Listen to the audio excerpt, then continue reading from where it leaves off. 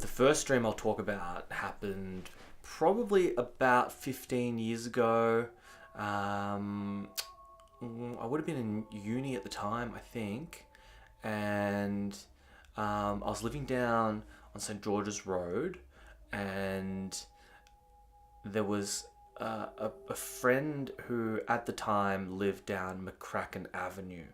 So that was just a small street that goes off St George's Road, heading towards the train station, towards Northcote Station. And in this dream, I've only had it once, but it was vivid enough for me to remember and for it to stick in my mind. It was quite entertaining. I woke up feeling in a bit of a rush.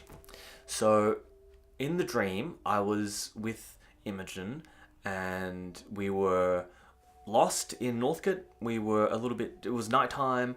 I think we were trying to find our way home, but we didn't know where we were. So we were turning through the suburbs, and it was a little bit, I guess, like a ghetto. And we eventually found ourselves in this apartment building. And I think in the dream at the time, you're walking around and you're lost, but the dream leads you into this space.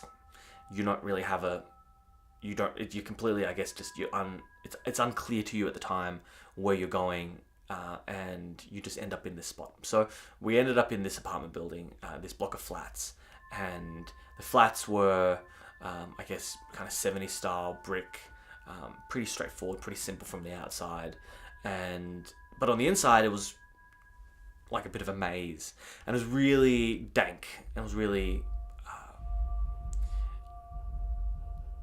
it was like something out of Seven, actually. That's kind of what it reminded me of at the time. So we're walking through the hallways of this block of flats, and again, I guess to kind of describe the size of the flats on the inside, was more like a hotel building, with just rows and rows of doors and long hallways. And but again, it was like a cheap, dirty David Fincher kind of motel. So, we were knocking on doors trying to ask for directions, and people would either shut their doors as we were coming closer to kind of approach them, or there was one quite disgusting looking man in a wife beater, and just gross, and everyone's just closing doors on us. And I remember being maybe a little bit concerned. In the dream, I was aware that this didn't look like the best place to be, and it looked creepy in the dream.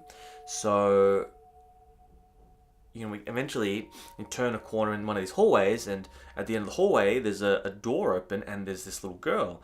She's got long black hair, and she's wearing this like dirty white dress. She's got her hand behind her back, and she's wearing this mask, and this mask has no eye, I think it had eye holes, but no mouth, no nose, just a creepy blank, mask just covering her face. And we approached her because I guess in a dream, you don't really have a choice. It is the dream just kind of leading you into this point, and we go to approach her to ask her for directions or for help, and she reveals what she's holding from behind her back, and it's this long, curved blade, and we start backtracking, Imogen and I, and she starts walking down out of the door she was in and down the hallway towards us, and this chase begins. So it's pretty scary now, and we're running back trying to get out of this apartment building, but because it's just like a maze, every corner that you turn is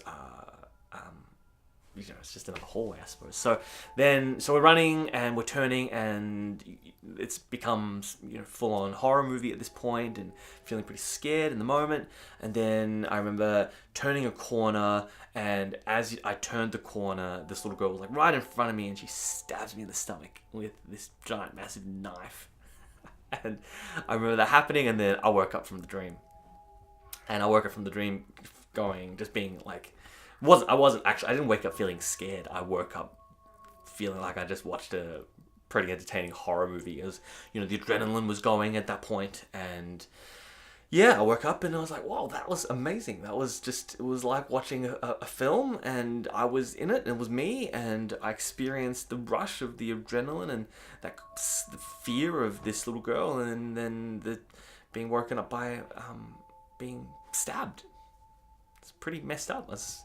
But that was yeah, so that was 15 years ago, and that's always stuck with me because this is quite a it was just very vivid.